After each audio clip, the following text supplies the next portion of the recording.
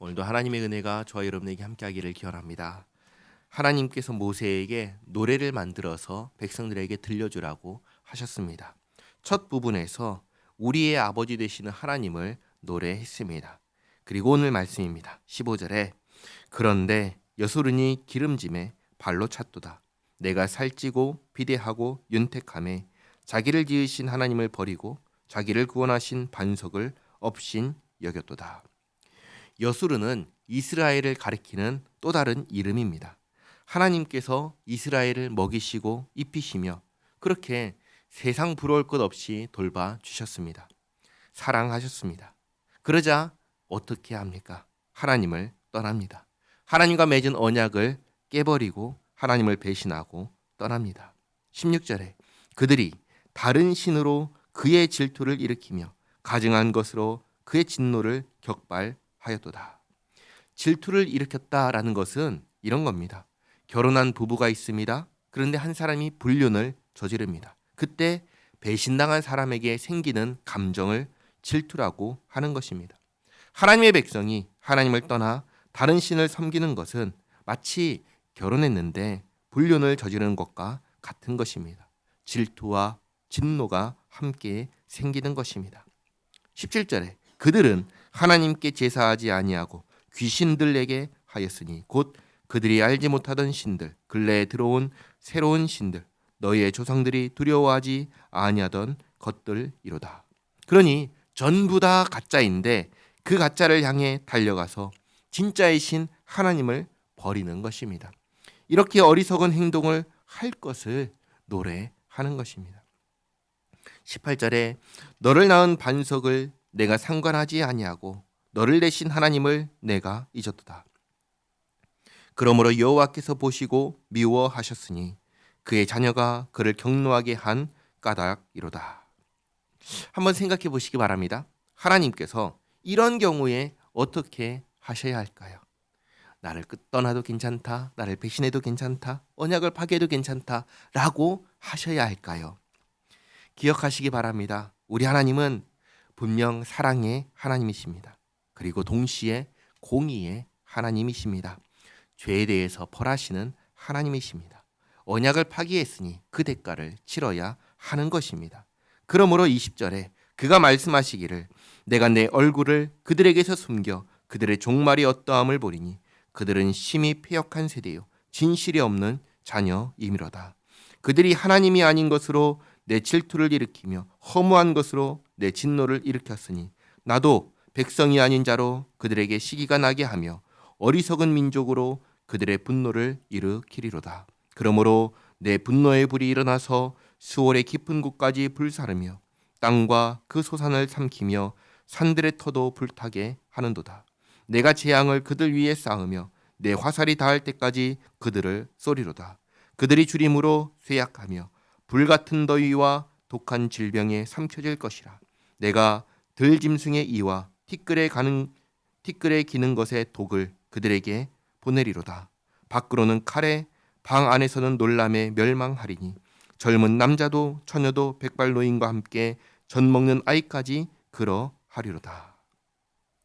이렇게 벌하실 것을 미리 말씀하셨습니다. 왜 하나님께서 이렇게 말씀하시고 경고하시고 노래를 지어서 가르쳐 부르게 하라고 하셨을까요? 이렇게 되지 말라는 것입니다. 망하지 말라는 것입니다. 언약을 지키고 하나님 말씀에 순종하며 하나님의 백성으로 복받는 인생 계속 살라는 말씀인 것입니다.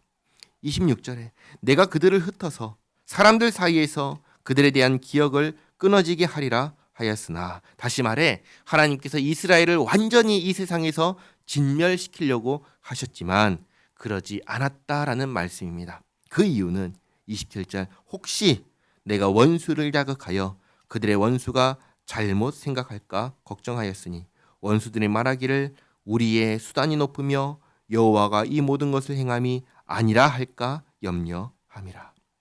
원수들이, 이방 나라들이 범죄한 이스라엘을 공격하고 정복하고 지배하면서 혹 자기들의 신이 하나님보다 강하다 착각할까봐, 오해할까봐 그렇게 하지 않았다라는 말씀입니다.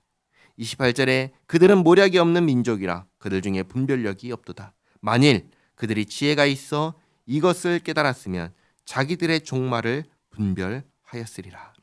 무엇을 깨닫냐면 자기들이 이스라엘을 정복하고 지배할 수 있는 이유가 하나님께서 이스라엘을 그들에게, 이방인들에게 내주신 결과라는 것입니다. 하나님께서 내주셨기에 이렇게 정복하고 지배할 수 있는 것이지, 만약에 내주지 않으셨다면 이렇게 할 수가 없는 것입니다. 그리고 하나님께서 왜 그러면 이스라엘을 자기들에게 내주셨는지를 깨달아야 하는 것이죠. 왜 하나님께서 이스라엘을 이방인에게, 원수들에게 내주셨습니까? 하나님을 배신하고 언약을 파기하고 다른 신에게로 떠났기 때문입니다.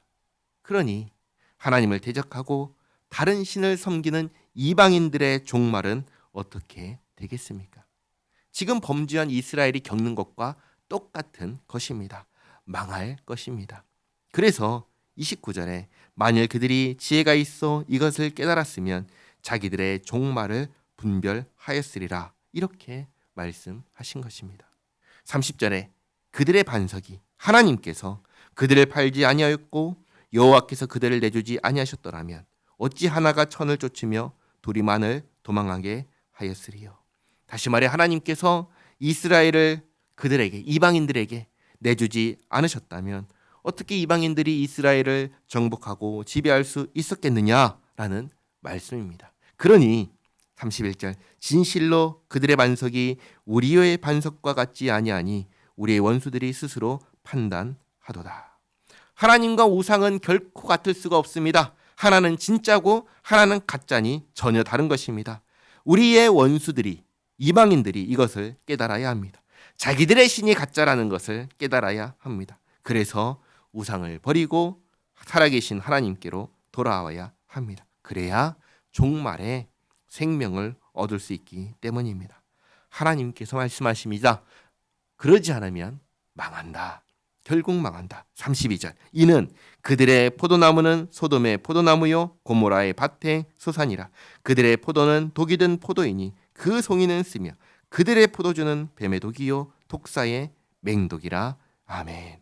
사실 이방인이나 이스라엘이나 똑같습니다. 하나님을 떠나면 그 자리에 남는 것은 멸망뿐입니다. 생명이 없습니다. 죽음뿐인 것입니다. 하나님을 떠나서 살 수 있는 사람은 아무도 없는 것입니다. 오늘 이렇게 하나님의 사랑을 받고도 하나님을 배신하고 떠나면 어떻게 되는지 가르쳐 주셨습니다.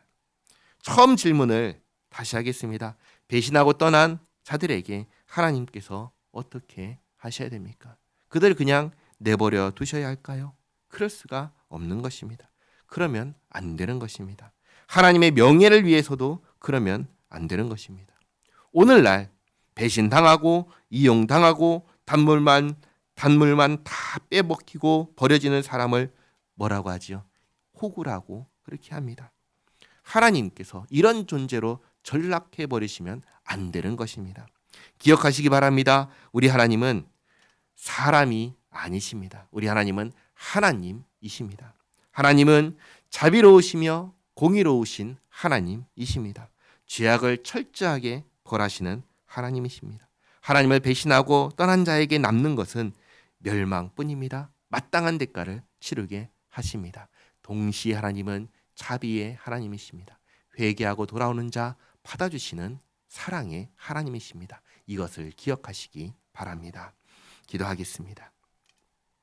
좋으신 하나님, 이스라엘은 여수른이라 불렸습니다. 하나님께 사랑을 받은 사람들이었습니다. 그러나 그 사랑에 배신으로 응답했습니다. 언약을 파기하고 하나님을 배신하고 떠났습니다. 그 길 끝에 멸망이 있다는 걸 오늘 모세의 노래를 통해 깨닫습니다. 하나님, 우리가 멸망의 길에 서지 않게 하옵소서. 그 길을 가지 않게 지켜 주시옵소서. 주님 말씀 붙잡고 의지하며 생명의 길로 가게 하옵소서. 우리를 향한 주님의 사랑에 순종으로 화답하며 살아가는 우리 모두가 되게 하옵소서. 예수님의 이름으로 기도하옵나이다. 아멘.